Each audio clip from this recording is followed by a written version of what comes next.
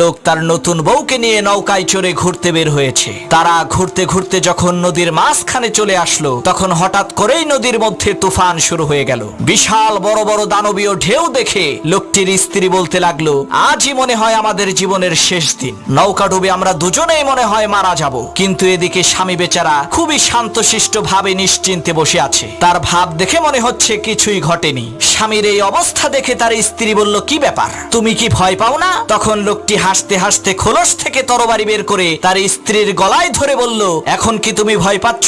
তখন তার স্ত্রী বলল, কি বোকার মতো কথা বলো, ভয় পাবো কেন? তরবারিটা তো তোমার হাতে, আর আমি জানি তুমি আমাকে অনেক ভালোবাসো। তখন সেই লোকটি বলল, ঠিক একই ভাবে এই ঝড় তুফান সবকিছুই আল্লাহর হাতে, আর আমি জানি আমার আল্লাহ আমাদেরকে অনেক ভালোবাসেন।